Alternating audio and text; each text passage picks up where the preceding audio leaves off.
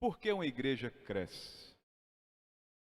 Como uma igreja cresce? O que faz a igreja crescer? Porque nós estamos crescendo. Os irmãos podem ficar sentados assim como estão.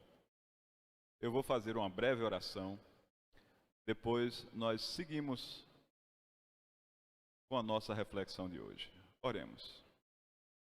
Bendito sejas tu, eterno nosso Deus, Rei do Universo. Te agradecemos, ó Pai, porque nosso coração transborda de felicidade por tudo quanto vimos hoje.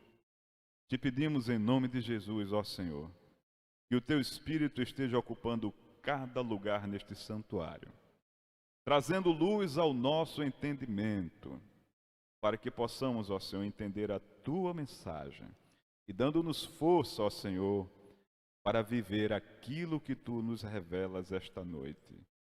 Perdoa-nos, ó Pai, perdoa os nossos pecados, para que possamos, ó Senhor, sermos dignos de anunciar a Tua palavra, em nome de Jesus. Amém.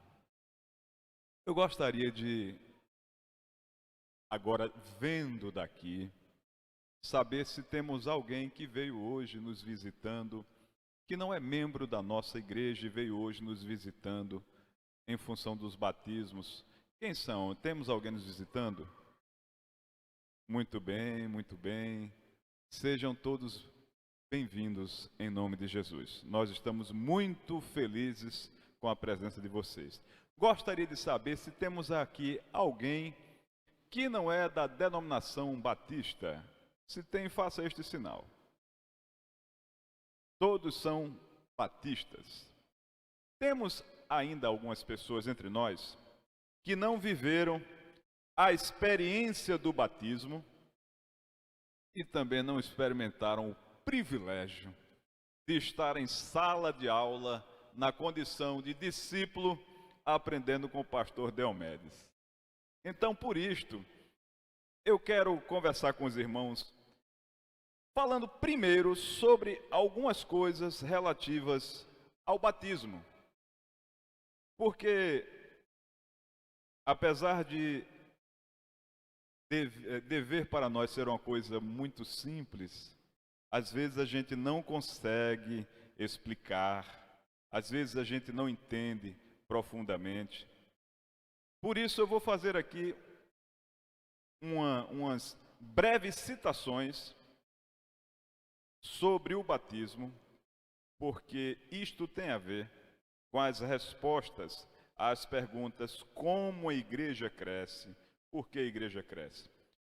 Em nossas Bíblias, no Evangelho segundo Mateus, capítulo 28, lá nos versos finais, diz assim a palavra do Senhor. Eu estou usando esta noite a versão corrigida.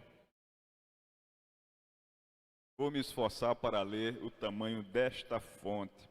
Uma vez eu sentindo que o óculos não estava mais atendendo adequadamente, fiz o exame, fiz o orçamento. Mas aí eu vi que uma Bíblia com letra gigantesca, porque essa eu acho que é gigante, a outra é maior do que gigante, custava era 10% do valor do óculos, por aí. Era menos, muito menos. Eu comprei uma Bíblia nova, foi uma coisa maravilhosa. Então, tenho aqui a Bíblia no celular, que a gente coloca a versão e a fonte que quer, né? Fica fácil para a gente ver. E muitas vezes eu imprimo letra 18. Então não há com que se preocupar. Quem é antigo lembra de Silvio Brito, que ficou bom do problema de vista e ainda usava óculos, porque era uma marca dele, os óculos, era só armação sem lente. Então, eu estou usando esse óculos para não demonstrar que sou muito jovem, assim, para dar um ar de maturidade. Quem olha para mim com esse óculos pensa que eu tenho mais de 50 anos. Isso é importante, não é? Já se está rindo. Então diz assim a palavra, isso tudo é para dizer que talvez eu não esteja enxergando bem aqui, mas eu encontro à distância. Diz assim a palavra do Senhor. Jesus, aproximando-se, falou-lhes, dizendo: toda a autoridade me foi dada no céu e na terra. Ide, portanto, fazei discípulos de todas as nações, batizando-os em nome do Pai e do Filho e do Espírito Santo, ensinando-os a guardar todas as coisas que vos tenho ordenado. E eis que estou convosco todos os dias até a consumação do século. Que o Senhor nos ajude a entender a sua palavra. Amados, batismo. Batismo é uma ordenança. Então aquele que se oferece para ser batizado, que toma a decisão de ser batizado, que pede o batismo, ele está atendendo uma ordem do Senhor. A igreja, quando batiza, ela está também atendendo a ordem do Senhor. Os amados devem ter visto quando os pastores disseram que estavam devidamente autorizados. O Senhor Jesus aqui disse que toda a autoridade era dada a Ele, por isso Ele dava esta autoridade à igreja, aos discípulos, para fazerem discípulos e batizarem. Nós somos igreja batista. E aí é muito comum as pessoas, à medida que se entregam ao estudo das Sagradas Escrituras, quando já receberam o batismo em outra denominação, mesmo que o batismo não seja pré-requisito para a salvação, mas é um testemunho, vocês devem ter escutado quando o pastor Alexandre se esforçou aqui usando toda a sua voz, bem alto, morto para o mundo. Porque quando as pessoas vão ali entrando nas águas, elas estão morrendo para o mundo simbolicamente, e ali elas nascem com o Senhor Jesus para uma nova vida, para seguir a caminhada. O batismo tem esta simbologia de todas as coisas passarem e a gente caminhar crescendo no novo. Morto para o mundo. Assim, estudando a origem da palavra batismo, o que ela realmente quer dizer, e lembrando o que João Batista fazia nas águas, batizar é submergir, colocar realmente abaixo da água, mergulhar todo. É por isso que as igrejas batistas, quando podem, porque às vezes a construção não permite, e aí é preciso escolher espaço para as ovelhas, espaço para as pessoas ou espaço para um batistério. Mas é marca da igreja batista ter o seu batistério para poder de fato mergulhar as pessoas na água. Porque batizar é isso. Não dá para fazer batismo com pouca água, com os pinguinhos. Não dá. Agora, nós podemos testemunhar a nossa mudança de vida, apesar de não ter água. Como batistas, fazemos isto com muita água. Minha esposa foi batizada primeiro na igreja presbiteriana, com uns pinguinhos d'água. Depois de aproximar-se do meio batista, ela ficou inquieta e disse: eu quero é ser batizada, eu quero água.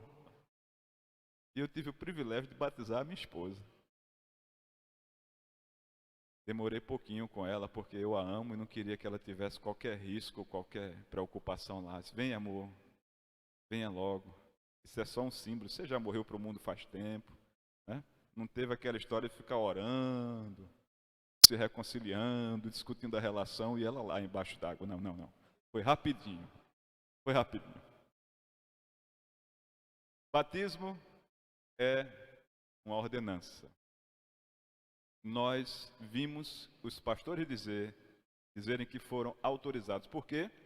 Porque hoje pela manhã as pessoas foram avaliadas, examinadas antes do batismo, antes de serem apresentadas à igreja. Por que a gente faz isso? Porque na igreja batista as formas de entrada são por carta de transferência, por aclamação e por batismo. Alguém que é batizado passa a fazer parte do rol de membro. E fazendo parte do rol de membro, esta pessoa tem direitos e obrigações. Se esta pessoa for batizada numa igreja batista sem o conhecimento do que nós batistas acreditamos, lá na frente, ela pode arrepender-se da convivência conosco, discordar do que nós pregamos vivendo, e em vez de ir embora, ela pode achar que tem que mudar o nosso meio. E já pensou se nós tivermos aqui a maioria de pessoas sem orientação? Estaremos perdidos, porque todos eles têm formalmente o direito de mudar estatuto e outras coisas mais. É por isso que a gente faz uma avaliação prévia. Não porque a pessoa precise ser doutor em teologia para ser batizado e porque ser doutor em teologia garanta a salvação. Mas por zelo àquilo que cremos e aquilo que ensinamos, precisamos ter certeza de que as pessoas que estão fazendo parte da nossa organização formal igreja sabem o que cremos e quais são as responsabilidades dela. Eu sempre vejo que, apesar de tão simples, as pessoas ficam tão nervosas naquele momento, né? Aquela agonia, o que é que vão me perguntar? Aí, mais uma vez, é coroada com glória a obra realizada pelo pastor Delmedes. Porque a gente viu que em meio a tremedeira as respostas vinham todas adequadas. Era tremendo, mas era dizendo o que era adequado. Eu, pessoalmente, isso é uma coisa minha. Há quem pense igual a mim. Não quer dizer que eu esteja certo ou que a pessoa esteja errada, nem o inverso. É apenas pensamento diferente. Às vezes eu penso que quando a gente fica de frente aqui de tantas pessoas, aqui nós temos pelo menos 120 pessoas, não sei, chamar a polícia militar para fazer a contagem. Eu acho que aqui, em termos de importância, para mim tem mais do que no Galo da Madrugada, em termos de importância. Então, para mim, vocês são muito mais importantes do que qualquer multidão que esteja lá. Então, quando a gente olha assim para uma multidão, se perguntarem o nome da gente, a gente gagueja. Qual é o seu nome? O meu nome? Sim, o seu nome.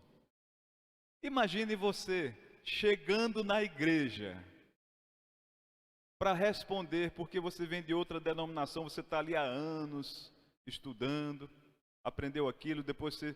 Porque assim, é um processo, um dia eu vou pregar sobre isso, que a gente tem que enfrentar um deserto, tem que desconstruir para depois construir de novo. Aí a pessoa fica insegura para responder as perguntas. Esse momento de olhar para a igreja e responder, já há muitas igrejas, não posso dizer se é a maioria porque eu não tenho esse dado, mas eu vejo a felicidade das igrejas que não fazem mais isso na Assembleia. Ora, se a pessoa foi ensinada por alguém, este alguém pode dizer o quanto ela sabe. Se ela é avaliada pela liderança da igreja, seja corpo diaconal, grupo eclesiástico,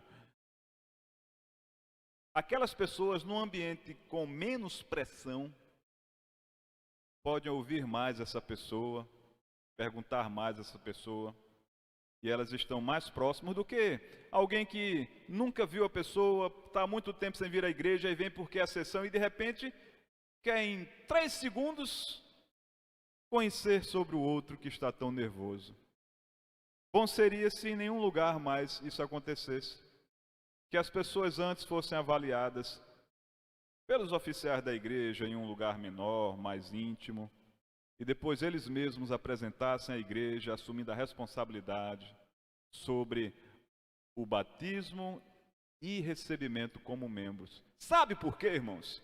Porque a palavra do Senhor diz aqui em Mateus 28, ensinando-os a guardar todas as coisas que vos tenho ordenado. E eis que estou convosco todos os dias até a consumação do século.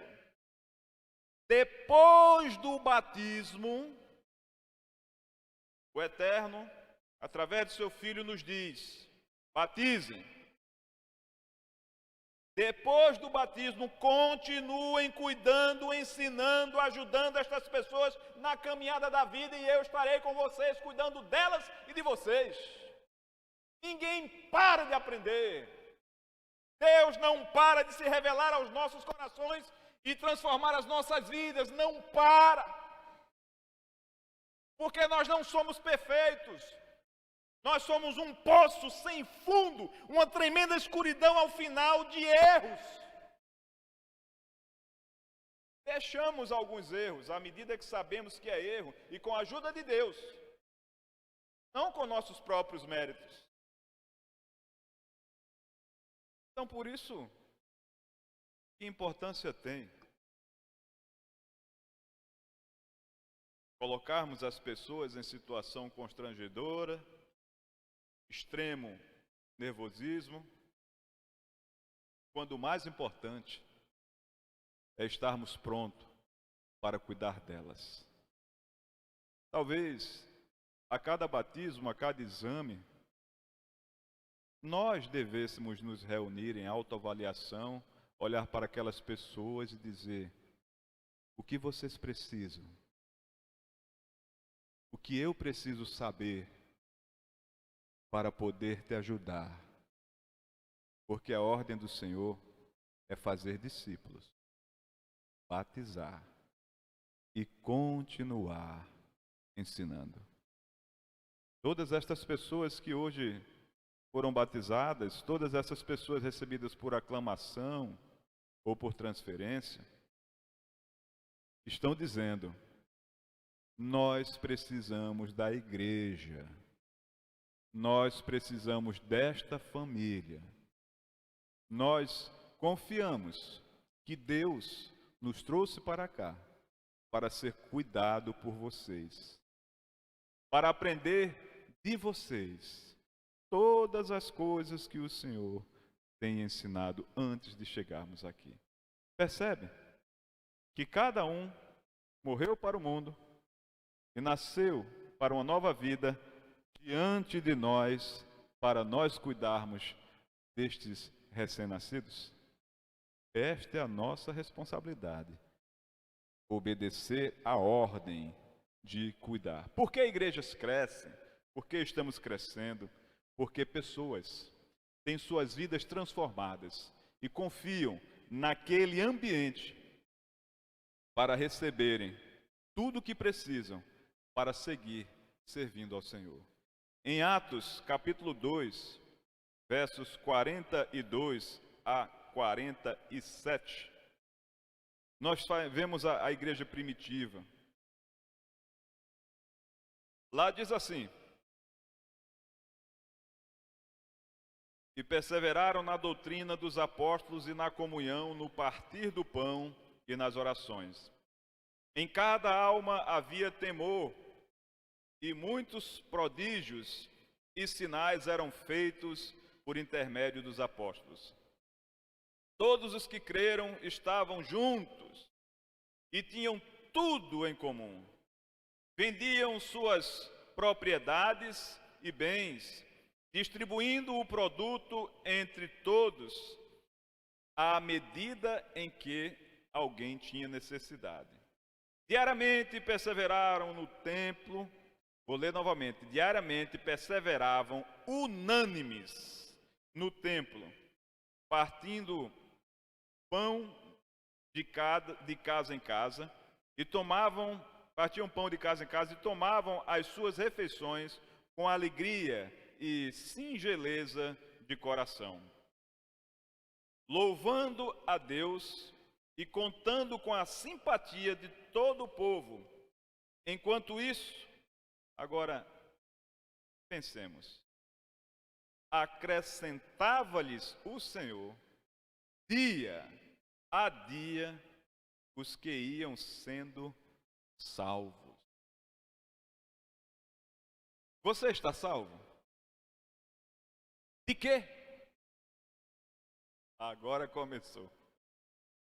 Quando eu quiser atrapalhar a vida de alguém no batismo, eu coloco ele de frente à multidão e pergunto: você está salvo?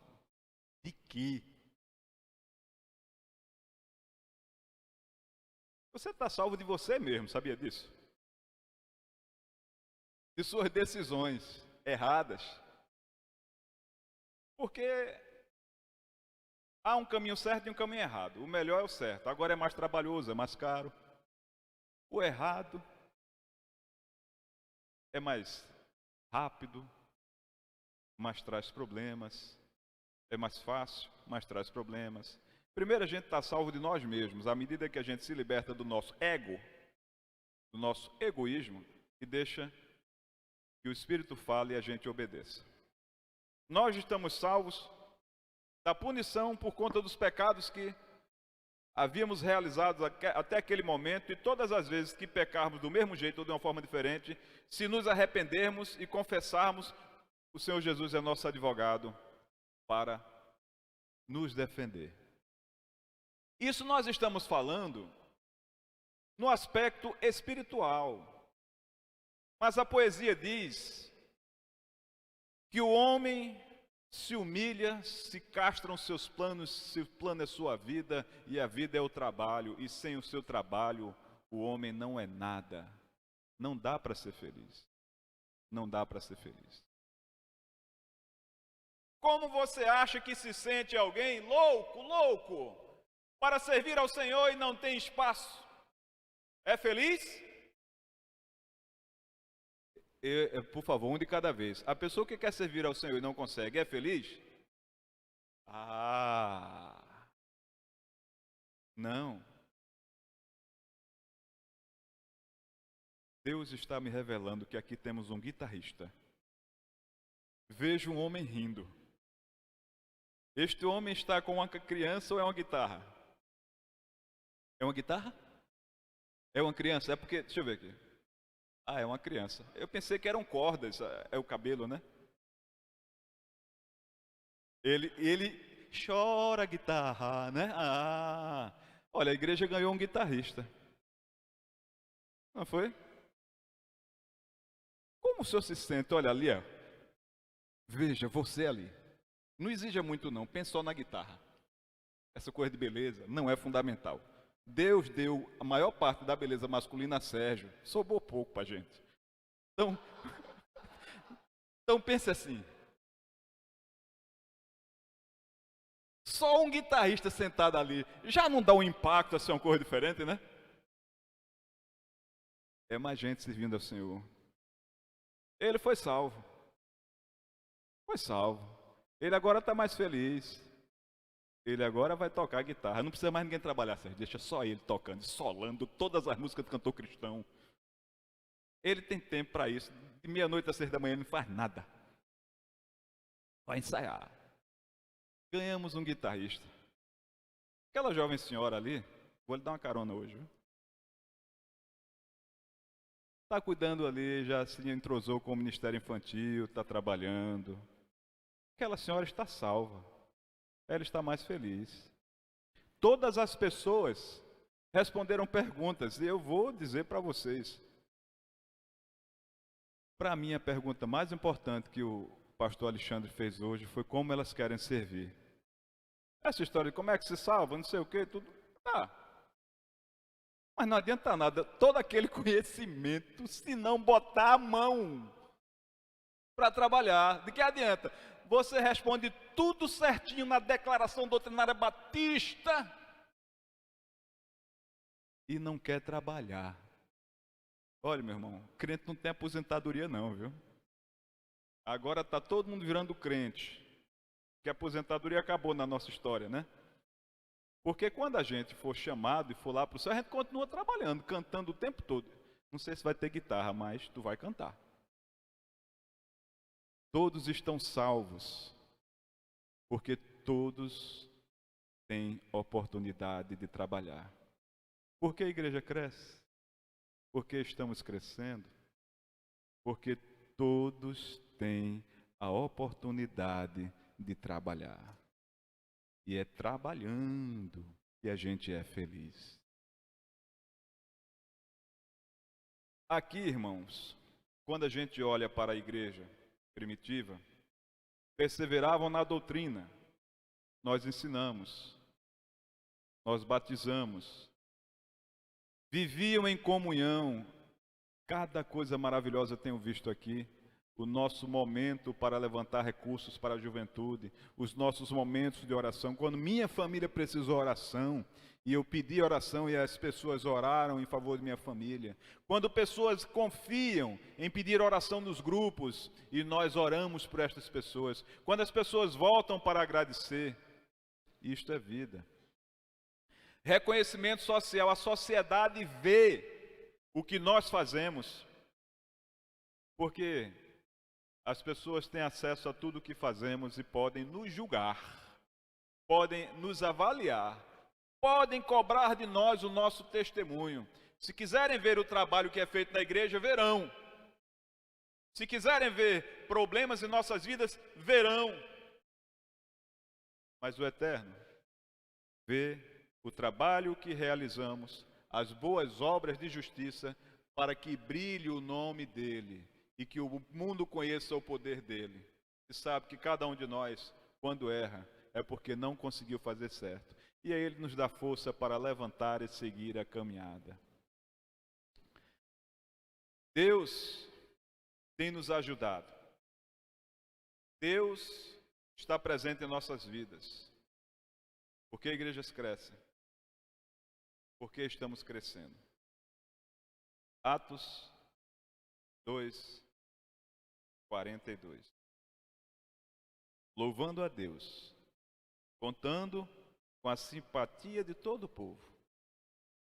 Enquanto isso,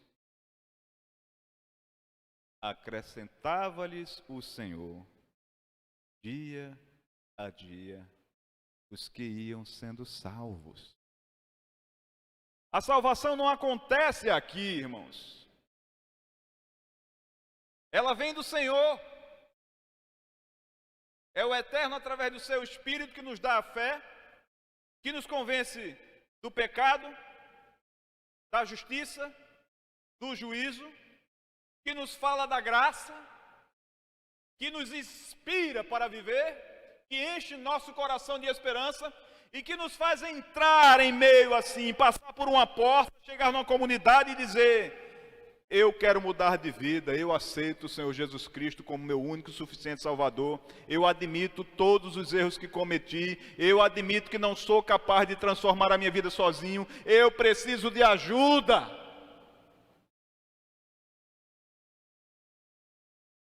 Deus está socorrendo os que sofrem lá fora e colocando aqui dentro para a gente cuidar. É assim que a igreja cresce. É por isso que a igreja cresce. Porque Deus trabalha nos resgates e traz para a gente realizar os primeiros socorros até a volta dele, quando toda a cura e a salvação plena, o perdão dos pecados e a salvação da hipótese de infelicidade, tudo que a gente precisa será entregue. Toda boa experiência será plenamente vivida. Deus é quem traz as pessoas para encontrar a felicidade de servir ao Senhor aqui. As pessoas que contam com o nosso apoio e aceitam submeter a sua vida, abrindo a intimidade, respondendo nossos questionamentos, para tornarem-se membros deste corpo, para serem cuidados aqui. Deus responde à oração de cada pessoa que tem olhado as necessidades da igreja, que tem olhado os seus sonhos e tem dito assim: ó Senhor, dá-me a bênção de ver o coral novamente com a mesma quantidade de participantes que tinha no passado. Ó Senhor, dá-me a bênção de ver aquela galeria lotada. Ó Senhor, dá-me a bênção de ver pessoas sendo alcançadas, o Evangelho sendo pregado e nossa igreja feliz com as transformações de vida. E ele responde: a minha graça é o que todos precisam. E porque vocês estão se humilhando, me buscando, eu ouço o choro de vocês. E vou dar novo choro. Vou dar o choro de alegria. Vou ouvir as orações. Pessoas tomarão suas decisões. Pessoas se aproximarão para trabalhar. E a igreja será muito feliz para a glória do santo nome do Eterno. Bendito seja Ele. Estamos, graças a Deus, e porque Ele acrescenta todos os dias pessoas aqui, crescendo.